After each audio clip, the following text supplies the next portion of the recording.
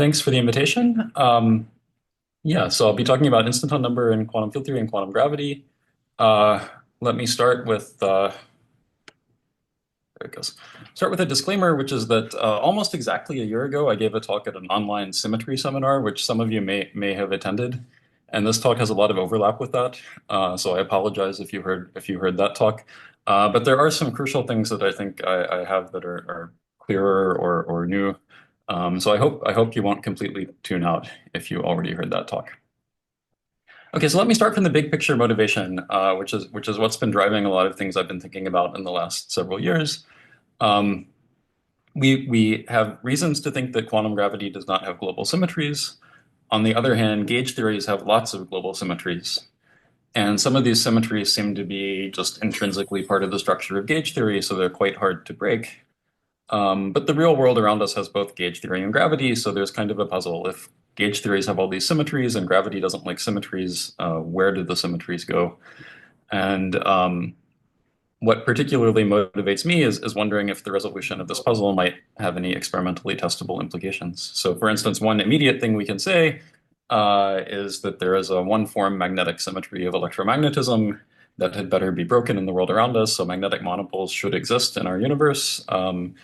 But that's a little hard to experimentally test. So it would be nice if we can have something sharper and more easier to confront with current or near future experiments. My more specific motivation is that I really want to understand what quantum gravity tells us about axions. And in particular, string phenomenologists often say that axions appear ubiquitously in string theory compactifications. Ubiquitous can kind of either mean always or just almost always or very commonly. So the question is kind of what does this word really mean? Um, from the perspective of bottom-up particle physics, axions are very appealing. They solve the strong CP problem. They provide a compelling dark matter candidate. There are many ongoing experiments that are looking for them. So it would be nice if we could say that string theory actually tells us that they should exist. Or even better than string theory, do universal principles of quantum gravity predict that axions exist? And you can imagine various ways of formulating this more concretely. So one way that you might formulate a question is, given any 4D gauge theory, there's some gauge field, does quantum gravity require a light axion in the theory that couples to trace F wedge F for that gauge field? That is a thing you might ask. And that question is one that we can answer, and the answer is no. That statement is too strong. It is not true that every time you find a gauge field, you find a light axion. But then you can wonder, is there a better statement? Maybe if I say any non-abelian gauge field or any gauge field with a non-zero topological susceptibility or various other guesses, maybe you can find something that holds up. And so that's the question I want to get to by the end of the talk. Is there a refined statement that holds up to scrutiny? And I think that there is. This talk is going to contain bits and pieces from a number of papers. I'm not going to tell you the full content of any of these papers, but over the last 5 years or so, I've been working with a lot of people on ideas that are broadly falling under this umbrella of thinking about axions and instanton number and symmetries in quantum gravity. And so I just want to kind of flash the names and pictures of all the people who have contributed here. Okay, so let's start by talking about instanton number as a symmetry. Gauge theories have a lot of different topological symmetries. In some sense, this idea of topological symmetries in gauge theory is actually older than gauge theory itself, or at least than Young-Mills theory. This goes back to the mathematical concept of characteristic classes of gauge bundles. And the example I'm going to be focusing on throughout this talk is instanton number. So this is the trace of F wedge F in some non-abelian gauge theory. And if I'm in more than 4 dimensions, there's a thing I can do, which is take this 4 form, take its derivative, and that derivative turns out to be 0. And the argument is basically that without changing this trace, I can add in these commutator terms that upgrade these derivatives to covariant derivatives, but the covariant derivative of the non-abelian gauge field is 0. That's what we call the non-abelian Bianchi identity. And as a result, the instanton number the instanton number density trace F wedge F is a conserved current in gauge theory, and it generates a d-5 form instanton number symmetry Okay, so for instance, in 5 dimensions, this is an ordinary zero-form symmetry, and instantons are literally particles, right? You take the 4D BPST instanton solution, and it acquires an extra direction, which is a world line extending through the 5th dimension, and so instantons just are particles, and this is a totally ordinary symmetry. In 6 dimensions, it becomes a one-form symmetry, and instantons become strings, and so on. More generally, there's a lot of conservation laws like this. And so, for instance, I could take higher powers of my gauge field and put them inside the trace and get more conservation laws. And several years back, Ben and Jake and Miguel and Tom and Irene and I proposed that these symmetries, people were aware of that some of these symmetries existed, but we proposed it would be good to give them a name and to sort of think inclusively about them and how they work in quantum gravity. And so we called them Chern-Weil global symmetries after the Chern-Weil theory of how topological invariants are represented in terms of curvatures of bundles like the field strength. These are U1 global symmetries, meaning that when I integrate this current over all of spacetime and normalize things appropriately, I get integers. So for instance, for SUN gauge theory on a closed spin 4 manifold, 1 over 8 pi squared times the integral of the trace f wedge f is always an integer. For U1, a similar thing happens without the trace becomes kind of meaningless in that case, but the integral of 1 over 8 pi squared f wedge f is an integer for any closed spin 4 manifold. So so these are U1 symmetries. They have quantized charges, and they are topological in nature. They come from the Bianchi identity, which makes them hard to break. There are more general examples that are not U1 symmetries. So for example, if I have SUN mod Zn gauge theory, there are gauge bundles that are allowed by this quotient that are not allowed by SUN, and so there's something that measures the obstruction to lifting things from PSUN to SUN. This is sometimes called a Stiefel-Whitney class, at least by physicists. It's some Zn valued thing, which sorry, I think I wanted an upper 2 here, but it's some Zn valued cohomology class, which you can think of as generating a Zn d-3 form global symmetry. This is the analog of magnetic monopole number. But you can also do things like take the product of 2 of these W2s and get something that's more analogous to instanton number. So, so there are various interesting discrete topological symmetries that arise from the topology of gauge groups. In general, the magnetic symmetry, the thing that tells us about magnetic monopoles, is always given by taking the fundamental group of your gauge theory and then taking the Pontryagin dual. So if the fundamental group is Z, you have a U1 magnetic symmetry, like in electromagnetism. If the Pontryagin dual is Zn, you just have a Zn magnetic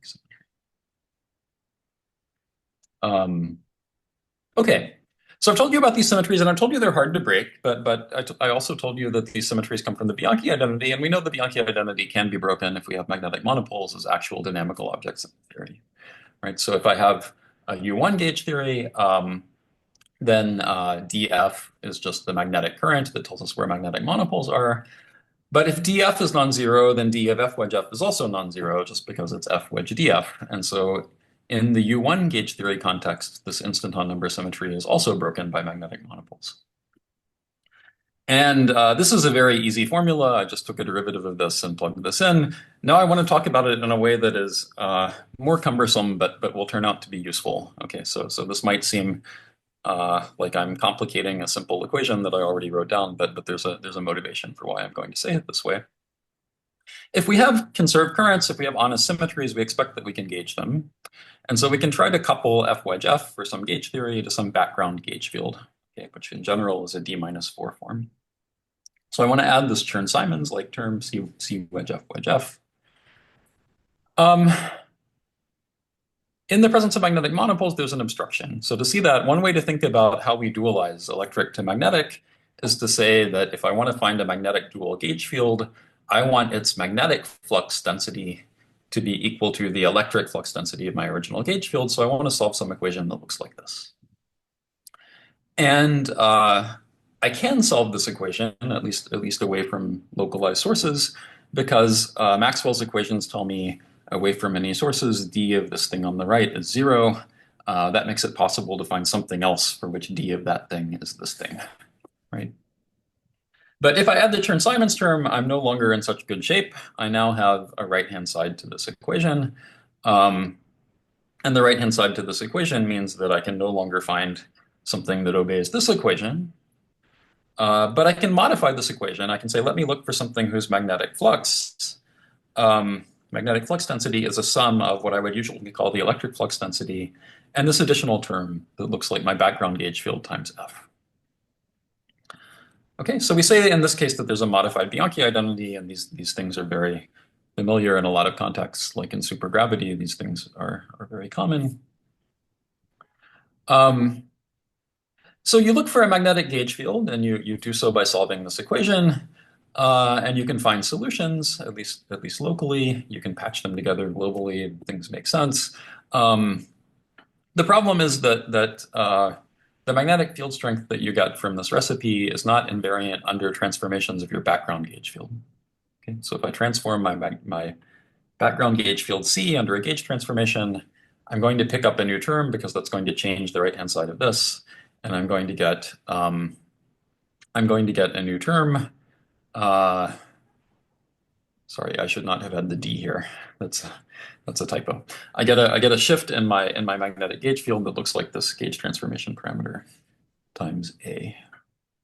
Oh no, sorry, I did want the D here. Sorry, that is not a typo. I was confusing myself.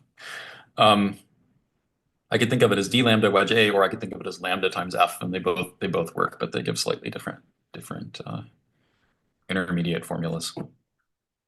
Okay. What this means is that if I try to couple a magnetically charged object like a monopole to my magnetic gauge field, the thing that I get is not invariant under background gauge transformations of this thing that I tried to gauge instanton number with, and hence the instanton number symmetry was actually broken all along.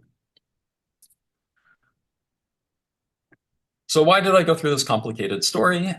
Two reasons.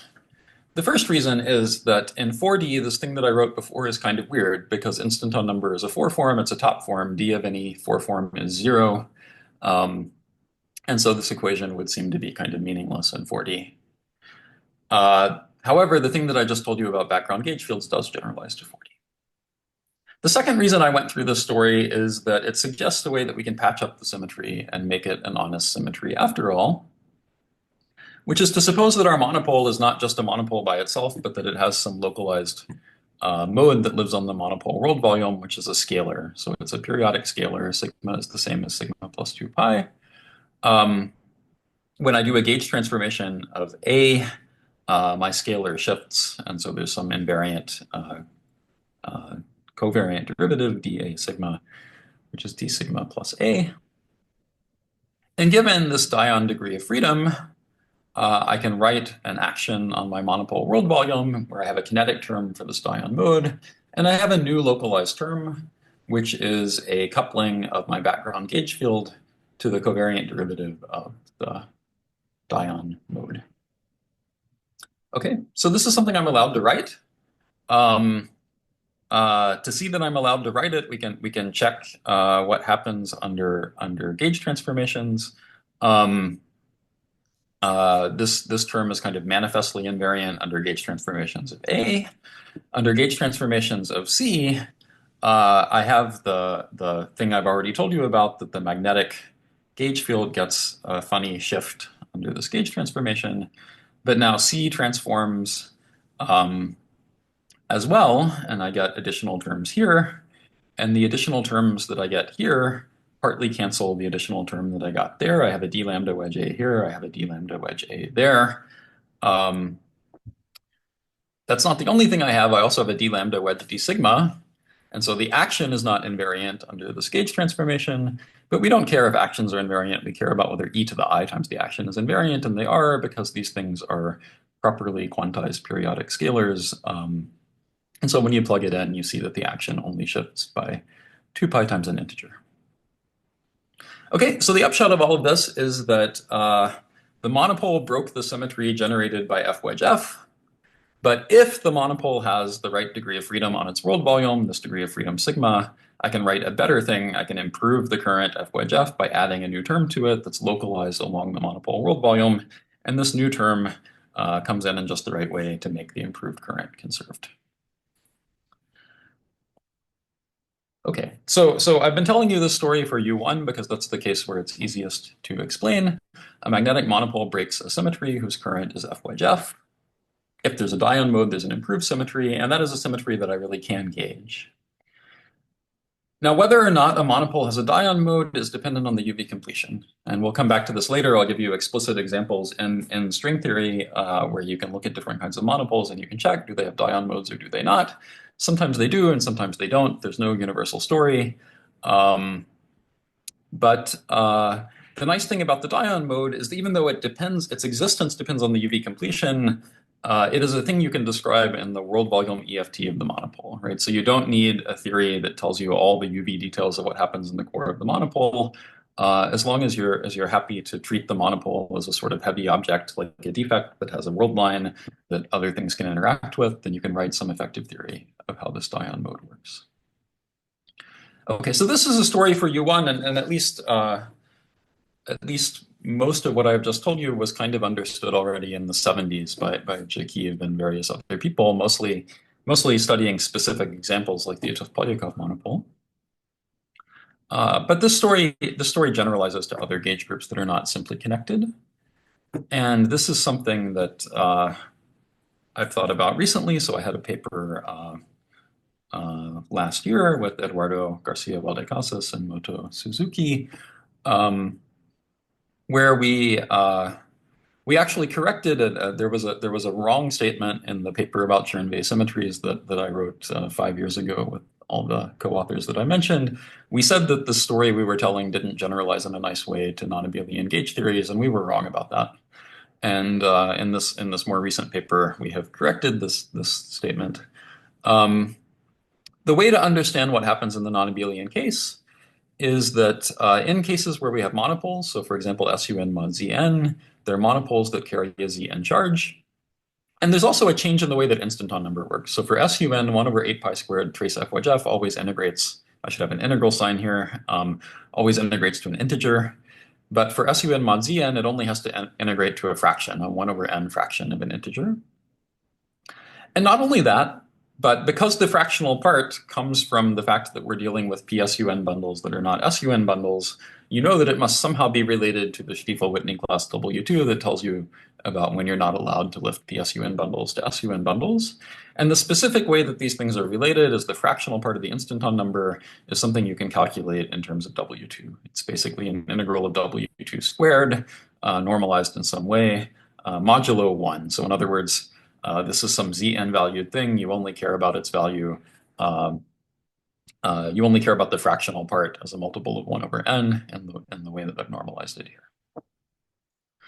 What that means is that if I have monopoles are basically violating the closedness of W2. They're saying dW2 is now like a monopole current or delta function.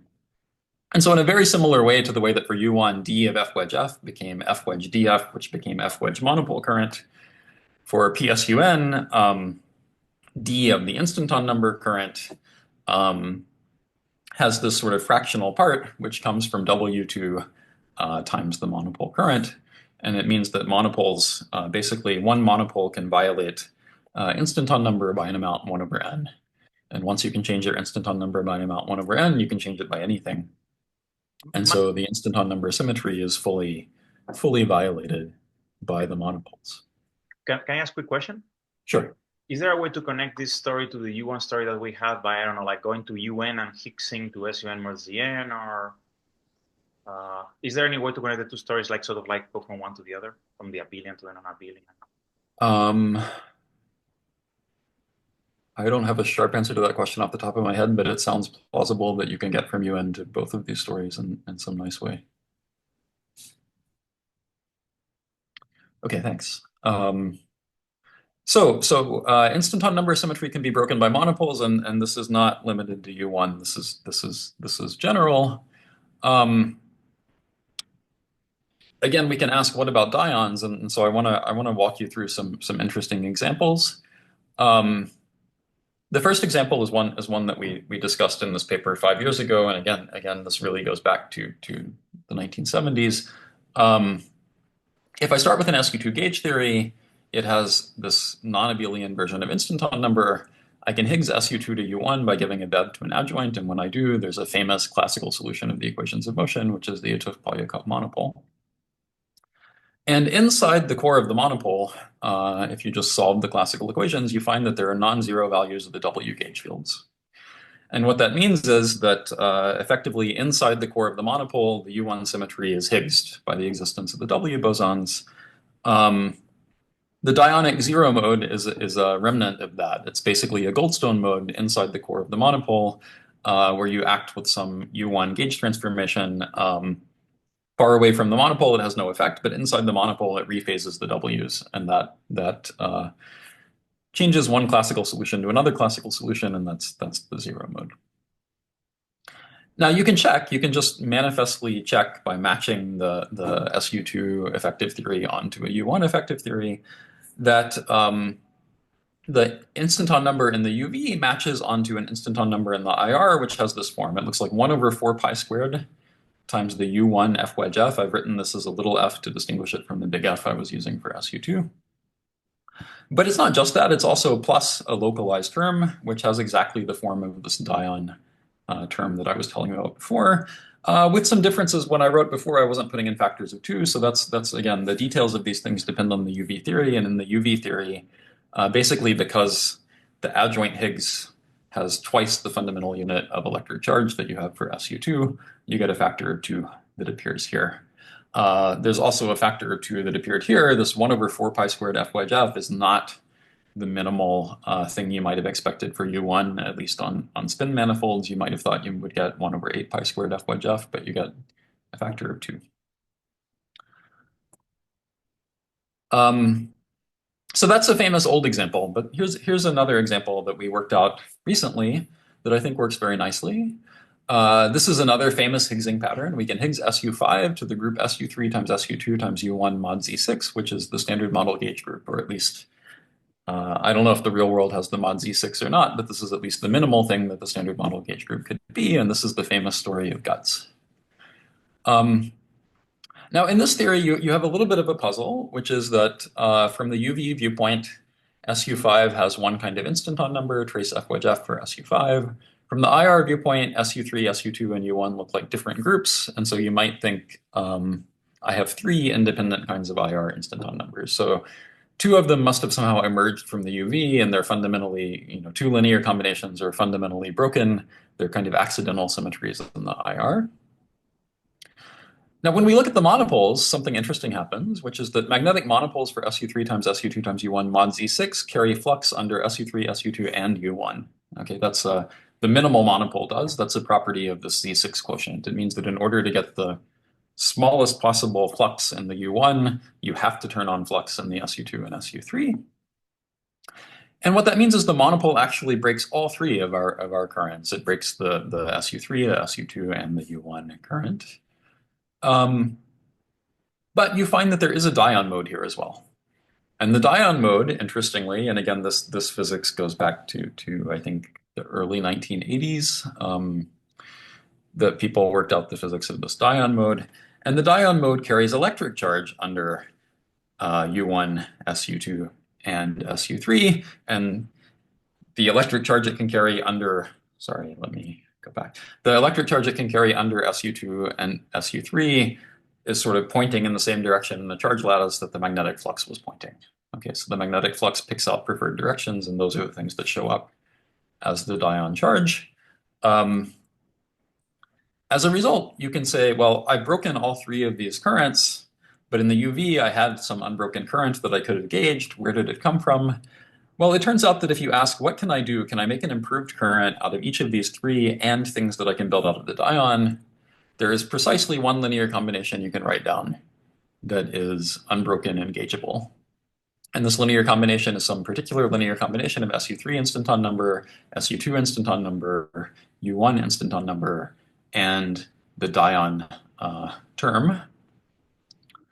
And if you check what happens if I actually match the SU5 instanton number onto the IR theory, you find that you get exactly this thing. All other combinations are broken. Okay, so this is a really nice story where your infrared EFT, as long as you know about the right EFT of the monopole and what dion mode it has, the EFT in the IR remembers the instanton number symmetries of the UV, and it breaks them precisely to the UV1. So we found this example, and we found various other examples, and we got excited, and we tried to prove this in general, that if I have a Higgsing pattern of some group G to some other group H, I generate some set of monopoles, they have some set of dion modes. Is it true that the monopoles with the dion modes always precisely break the infrared instanton number symmetry to the one that was there in the UV? Unfortunately, I can't tell you a nice story about that because it is not true. Um, an example is to take this gut example and now do some additional Higgsing. So let's say I have a 10-dimensional representation and I give a VEV to the right-handed selectron, right? So the right-handed selectron is the thing that carries charge under U1 and does not carry any charge under SU3 or SU2. And you can check that if you give it a VEV, the IR symmetry you're left with is SU3 times SU2, and that's on the nose, no quotient or anything. And that theory has no monopoles at all because SU3 and SU2 have no fundamental group. So unfortunately, it is just not a fact that from the IR gauge group, you can ask what are the allowed monopoles and find that they will tell you what your UV symmetry was. That just doesn't work. There are monopoles. If I first Higgs SU5 to the standard model, I get monopoles. If I then further Higgs, what happens is the monopoles I had before are now confined. So there is some kind of semi-classical solitonic object in the theory that remembers what the UV symmetry was, but it is not an object whose existence you can infer just from knowing that in the deep IR, your gauge group is SU3 times SU2. So, Matt, so that was our final conclusion about this. There are some examples that work beautifully. There are some examples that don't. I wish I could tell you a totally general story about how the IR knows everything, and I don't see how to do that. Was there a question? Yeah, sorry. Yes, it's in this case where there's no monopoles, the UV theory still there's two Chern-Weil currents, but there's one of them which is in principle broken. It's just not there in the UV theory. So did you identify what were the effects that were breaking that other one?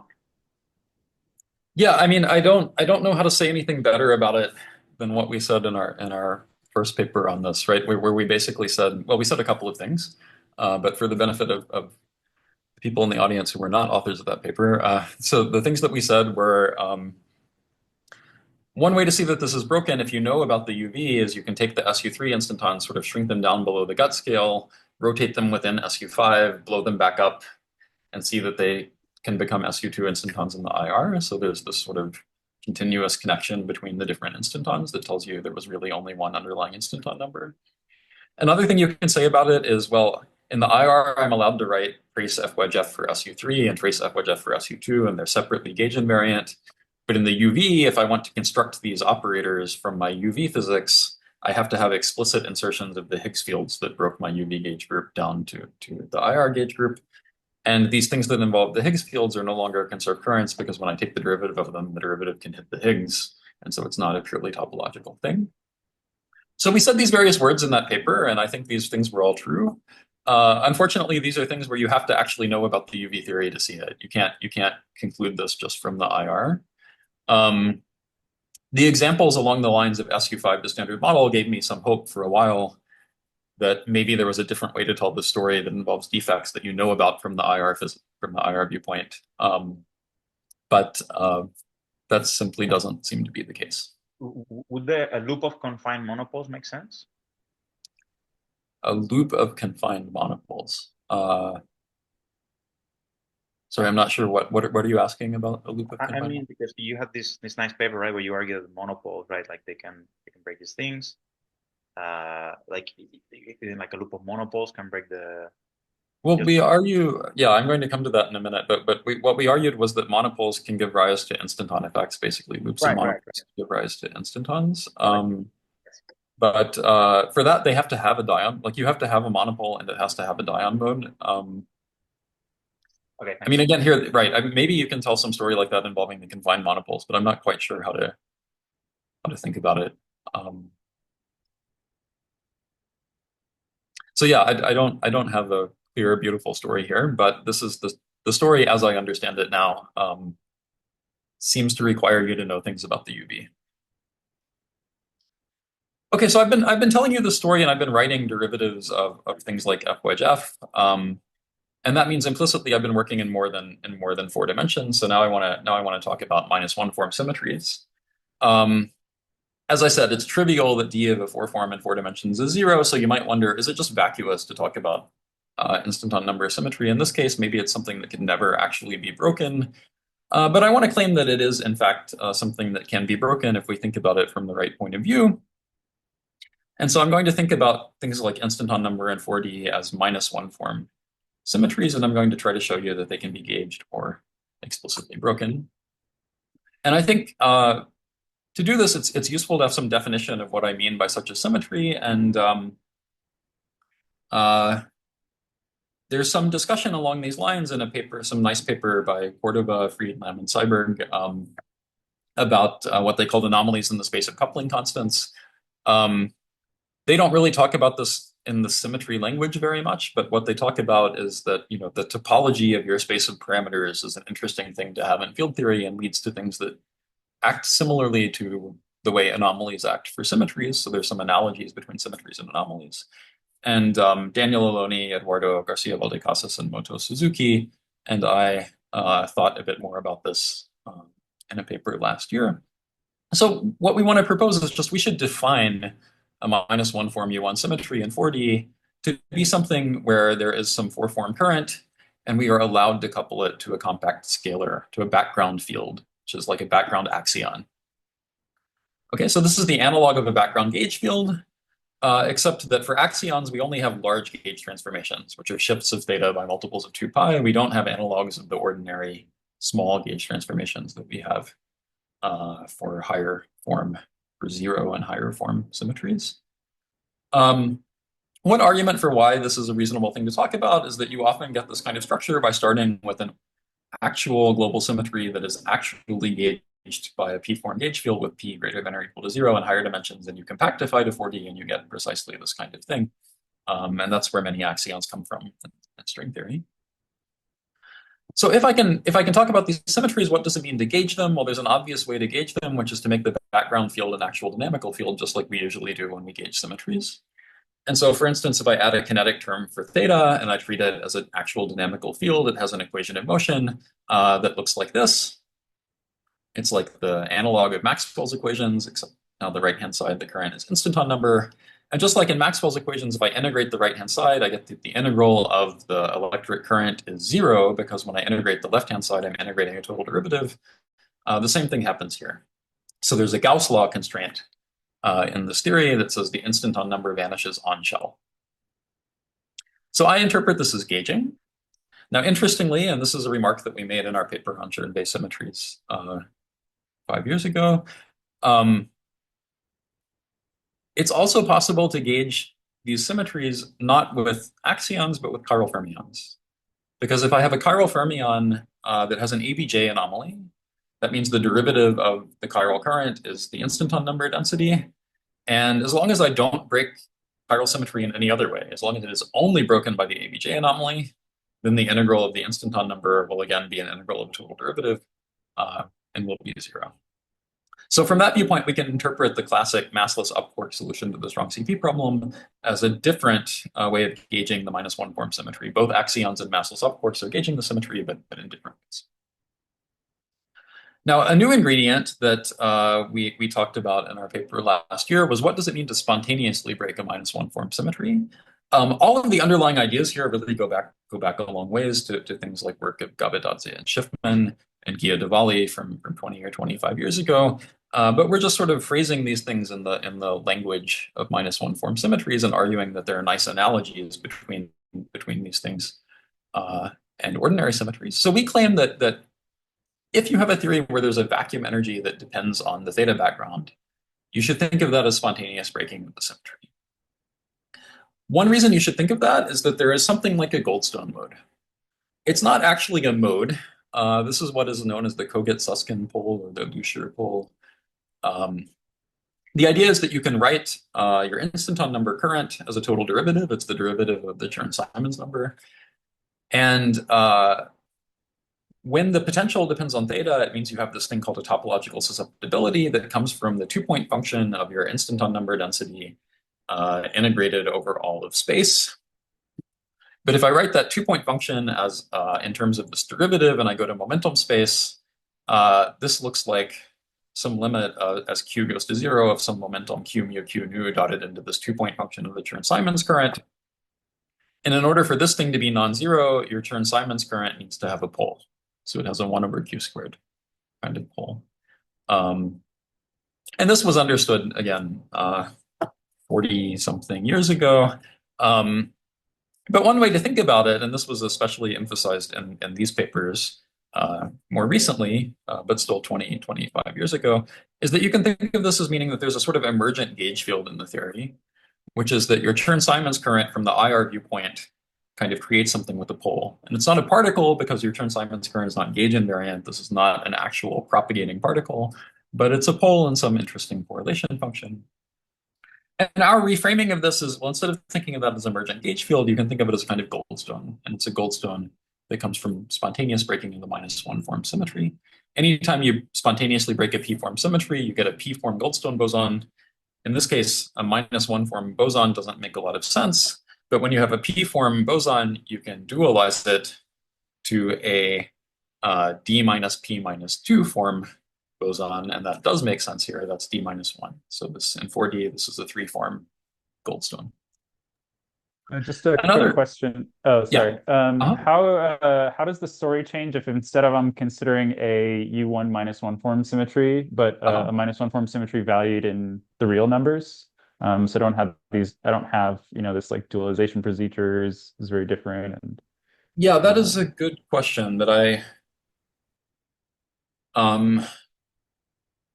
I guess I would say I don't know how to make the goldstone argument in that case. Of course, we can still talk about the real parameter as, if the vacuum energy depends on that parameter, you might say that symmetry is spontaneously broken.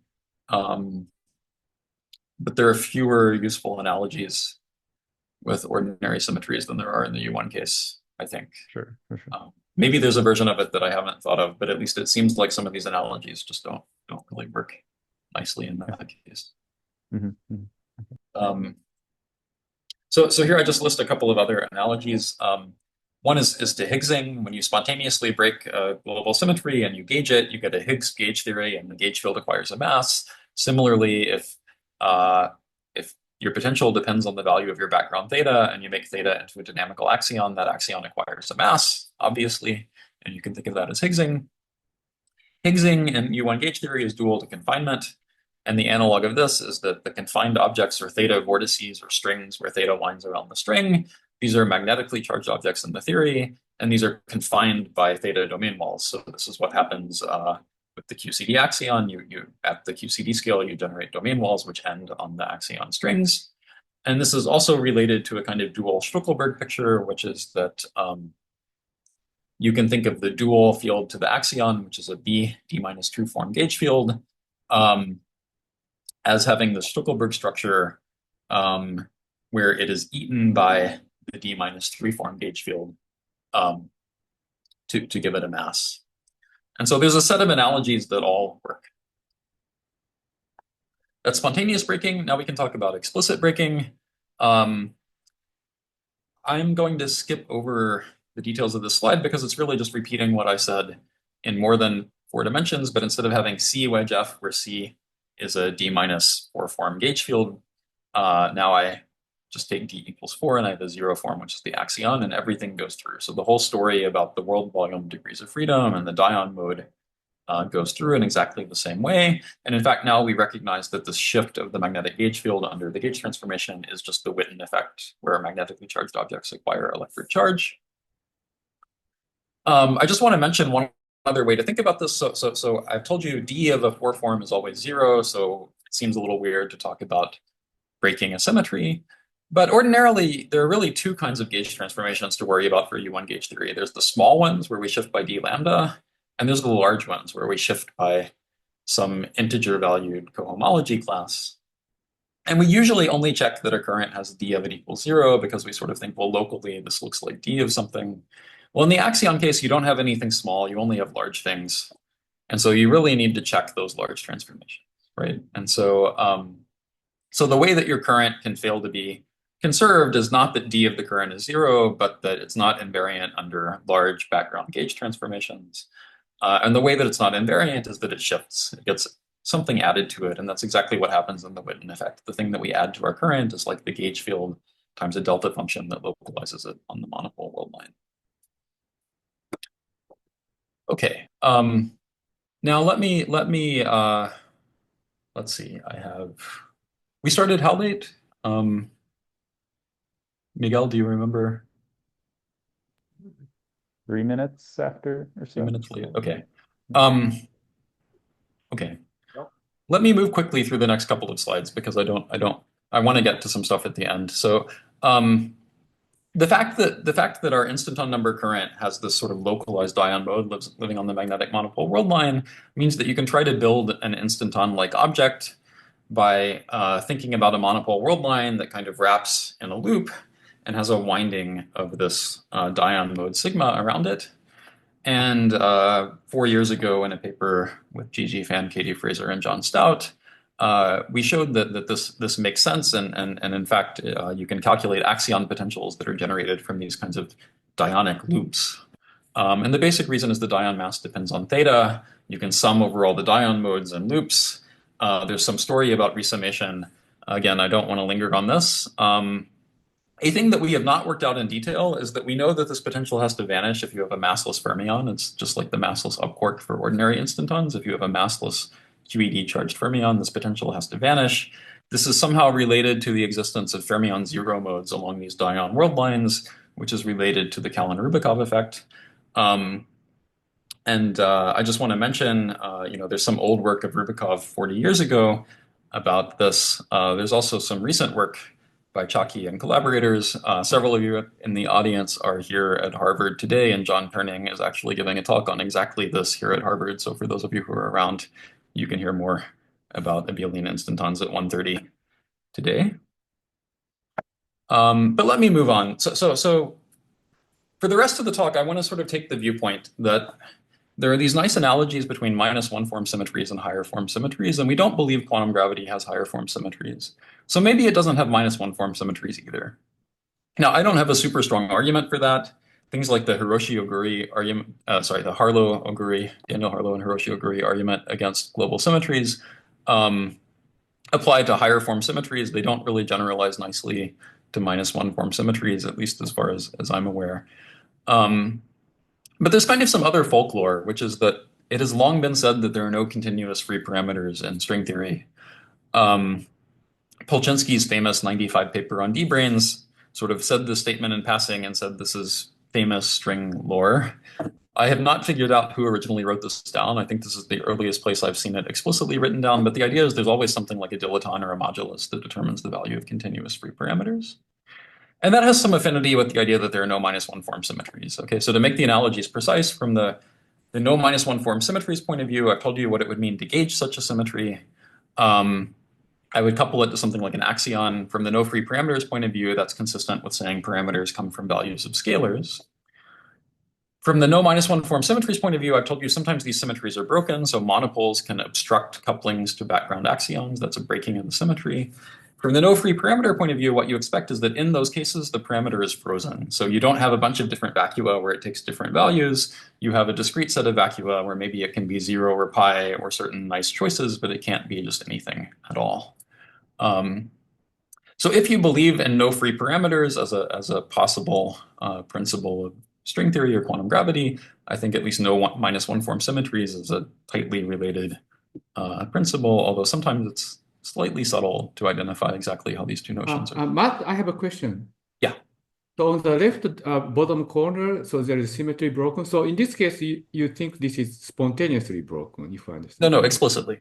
Oh, this is explicit. So this is not the case when you have this potential. No, I mean, there could be a potential, but when we say there are no global symmetries in quantum gravity, we mean they have to be either gauged or explicitly broken. Yeah, that's what I thought. That was the question, because the example that you discussed earlier, it was spontaneously broken. Yeah, I was just sort of arguing that there is a notion of spontaneous breaking that makes sense for these things, which is nicely analogous to spontaneous breaking for ordinary symmetries. So that was to help establish the idea that -1 form symmetries do work in similar ways as higher form symmetries. But here, when I say broken, I mean explicitly. I should have written them Are you explicitly on the are you slide. talking about same phenomena or different with different Different. interpretation? Here I mean explicit breaking.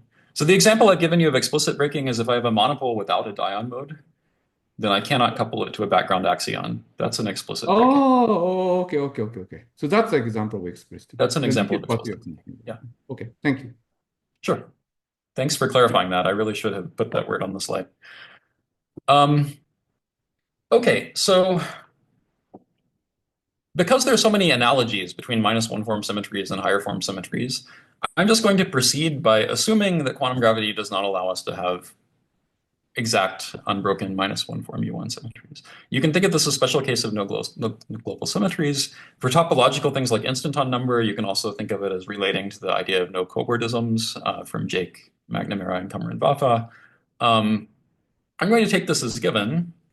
And if we take this as given, it's interesting because it means that if we have 4D gauge theories coupled to gravity, instanton number should either be gauged, which is a phenomenologically productive idea. It can be gauged by axions. It could be gauged by something like a massless upquark. Or it should be broken explicitly. And I think that what that should mean is that somehow the theta parameter is frozen to some discrete set of values. And at least in some cases, this breaking may be visible in the world volume EFT of some object like a monopole. Okay, so what I've been thinking about is basically how to make these ideas more precise. And is there a phenomenologically useful version of this statement? So what I've been doing is collecting examples. So I'm going to talk about examples in string theory, and I'm going to show you theories that have gauge fields, and I'm going to ask, is there a gauging of the instanton number symmetry? Is there some Chern-Simons term that couples some gauge field to instanton number or not? And when I ask this, I'm imagining that this gauge field should be light. So for instance, if it has a tree level mass, if it has a BF type mass or a Stockelberg type mass, I'm not going to count that as gauging because that sort of decouples this thing from the low energy theory. I'm going to show you examples of breaking and examples of gauging. And the thing I want to keep an eye on are there magnetic defects that play some role in the breaking? And also how heavy are electrically charged things? So let me start with an example of breaking. And this example comes from Chakotay and Vafa. And in fact, they framed their paper as maybe this is how string theory solves the strong CP problem, not with an axion, but with some just UV principle that fixes the theta angle. And the example here is a Calabi-Yau with a rigid complex structure. There's only one 3-cycle in the theory. There's the holomorphic 3-cycle. And you get a 4D gauge field by integrating C4 over the 3-cycle. And there's no modulus in this theory that can control the gauge coupling or the theta angle, so they're both frozen. They must just take some specific values. And Chakotay and Vafa argued that there seemed to be some interesting and deep kind of number theoretic things going on, and that theta can only be 0 or pi. Now, I want to ask, from the EFT point of view, is there some object that we can think of as breaking the symmetry? And I claim that there is, which is the fact that there are magnetic monopoles in the theory. The magnetic monopole is just a D3 brane wrapping the anti-holomorphic 3-cycle. And it doesn't have a dion collective coordinate. Okay, there's nothing on the world volume of the D brane that turns into the kind of dion mode that would give us an improved symmetry current. And so the symmetry is broken. There's no improved version of it. There's no way to couple to a gauge field. The electrically charged objects in this theory are also D3 branes wrapping 3-cycles, and that means they're heavy. So all of these objects, electric and magnetic, in this example, live up at the Planck scale. They're very heavy. Another example, Kaluza-Klein theory. I take pure gravity, I put it on a circle. There is no Chern-Simons term gauging instanton number. There are magnetic monopoles, the famous Kaluza-Klein monopole solution. And again, you can just check. We understand what this monopole looks like. You can ask, does it have a dionic 0 mode that gives it electric KK charge? And the answer is no, it does not. So it breaks the symmetry. There is no improvement term. There is no way to write something gaugeable. That's consistent with the fact that we don't find such a gauging. The electrically charged particles in this theory are KK gravitons. They have mass at the Kaluza-Klein scale. They're heavy. The D-dimensional effective field theory, sorry, I should have written the D-1 dimensional effective field theory. The compactified theory breaks down at that mass scale where you need to think about it in terms of D dimensions, and that's also the size of the monopole. Now, I told you that in cases where the symmetry is broken, I think of the theta angle as being frozen, and that might bother you in this case, because in Kaluza-Klein theory, you know there's a modulus that controls the gauge coupling. That's the size of the circle. If I have Susie, there should be a corresponding partner of that modulus that controls the theta angle. So what's going on? How can this make sense? And the resolution is there is an axion field in this theory. It does control the effective theta angle of F wedge F. It does not couple as theta F wedge F. Instead, what happens is in SUSY, in 5D, we already had to have a U1 gauge field, which is the graviphoton. This graviphoton has a funny monodromy where when theta shifts by 2 pi, the graviphoton shifts by adding a multiple of the Kaluza-Klein gauge field.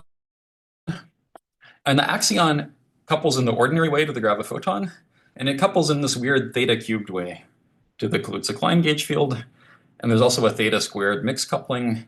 And this all works out because under the monodromy, when you shift theta by 2 pi, you get a bunch of complicated stuff here, but that stuff cancels against other stuff that you get from plugging in the monodromy in these terms.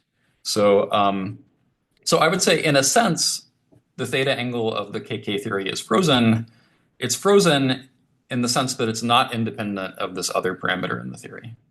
So the axion determines the theta angle of the graviphoton, and that indirectly determines the theta angle of the KK theory. Heterotic string theory famously has axions. In fact, this is what started a lot of the kind of stringy axion phenomenology back in the 1980s. The instanton number symmetry is gauged by the B6 field, which is the magnetic dual of the B field that the string is charged under. This follows from the way the modified Bianchi identity shows up in the Green-Schwarz mechanism. There's a little bit of an interesting twist for E8 times E8 because the gauge group is really E8 times E8 with the Z2 that swaps the E8s. And only the sum of the two instanton numbers is gauged. The difference is not. I would say it's explicitly broken. But also the instanton number current in this case is not gauge invariant because the Z2 swaps them. And so, so there is not really a symmetry in the sense that our symmetry current here is not gauge invariant operator. Whether that's a totally satisfying answer or not is unclear. Jake McNamara emphasized to me that maybe we should be bothered by this because you could still imagine a gauge field coupling to this as long as the gauge field is also Z2 odd. But at least strictly speaking, there was not a symmetry current. Okay, now we have another example, which is gauge fields on D-branes. And this is where most of the axion string phenomenology has happened. We have gauge fields that live in the world volume of D-branes. These things couple to some RR gauge field in this way. There's a Chern-Simons term. A thing that might bother you is there are other things charged under this Chern-Simons term. There are instantons that carry charge under it through this coupling, but there are also just lower dimensional D-branes that carry charge under it. And so what we're gauging is a linear combination of two things. And you might wonder, what about other linear combinations of those things? But again, the answer is well known. It goes back to the mid-90s, which is that these are really not different things. If I take a Yang-Mills instanton living on the brane and I shrink it down to the string scale where it becomes a small instanton, it is actually indistinguishable from a dp-4 brane.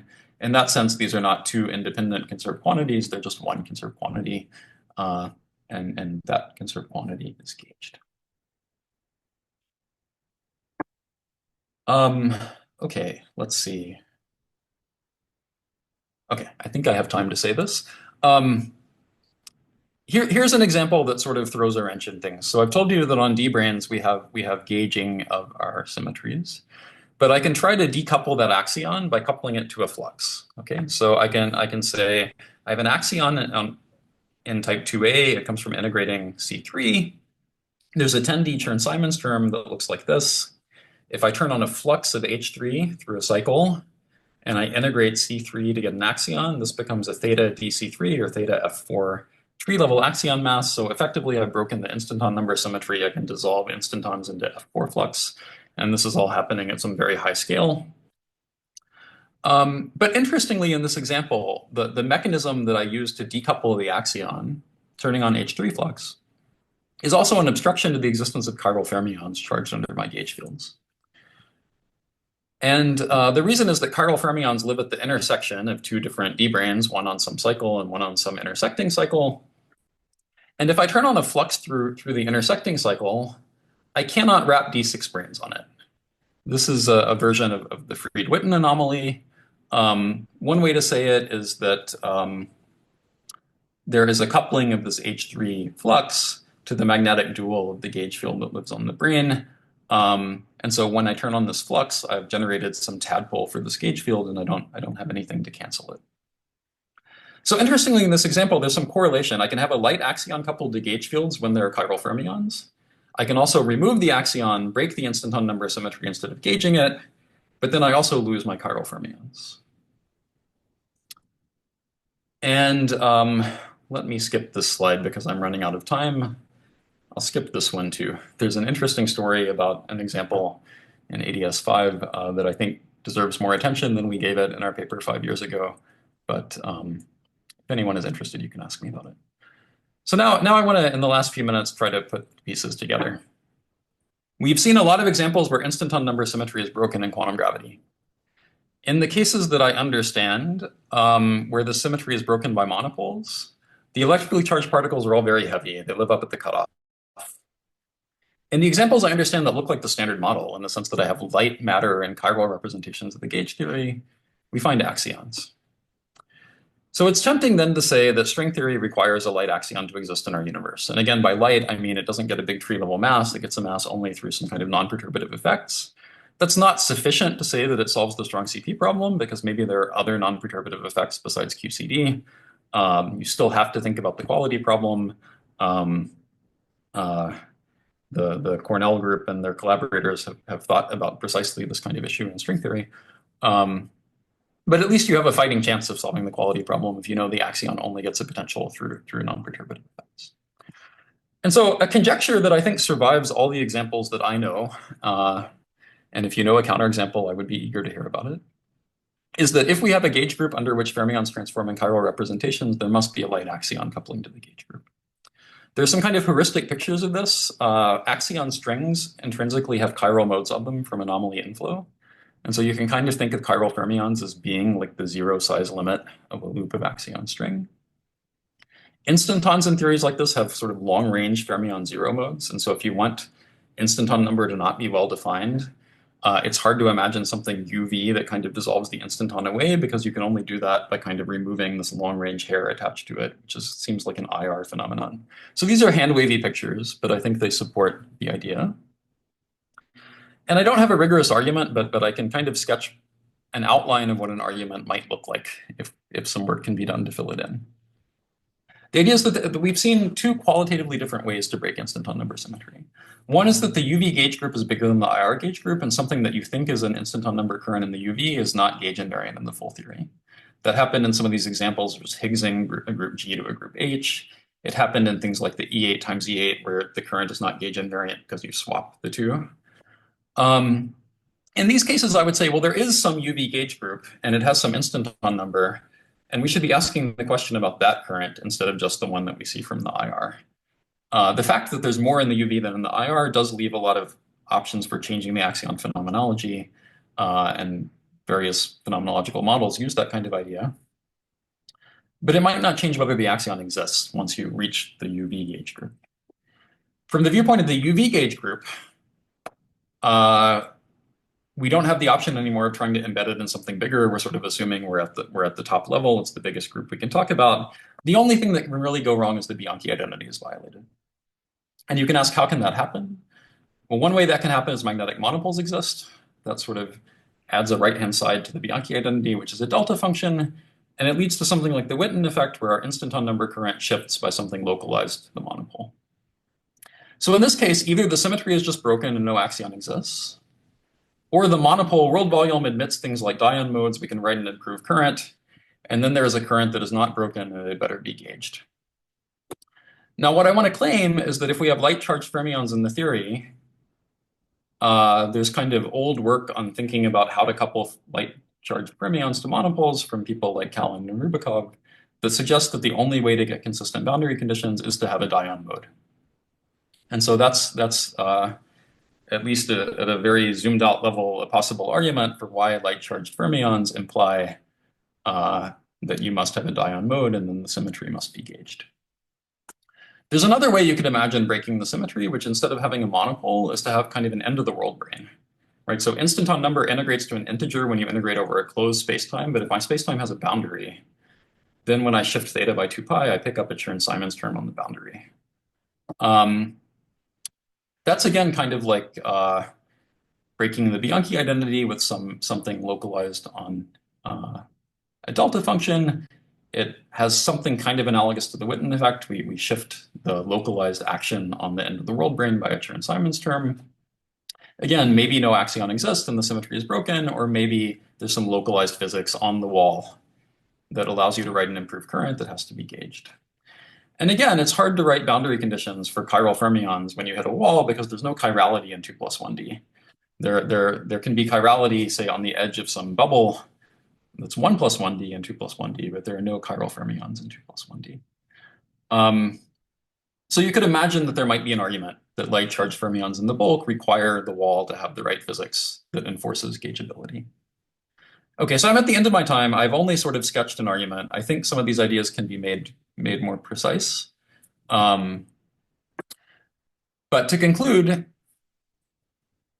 I think that this is a very interesting place to try to connect quantum gravity to experiment, to argue that an axion must exist in our universe, or if it doesn't, at least to understand if there are some specific concrete alternatives that we can enumerate that might themselves have interesting implications for the world around us.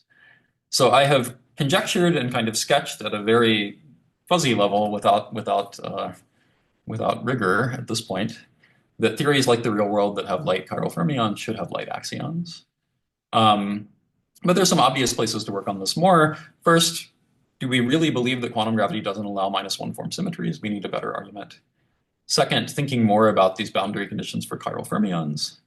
And finally, thinking more about cases where the standard model might embed in a bigger group in the UV and how that might affect axion physics. And of course, I could just be wrong. So if any of you find an example of a string theory that has chiral fermions coupled to a gauge theory and not an axion, then please tell me about it because I'm on the wrong track, and I would love to hear that. This is very exciting to me because experiments are making major progress, and I would love to try to connect those experiments to fundamental principles. So thank you for listening.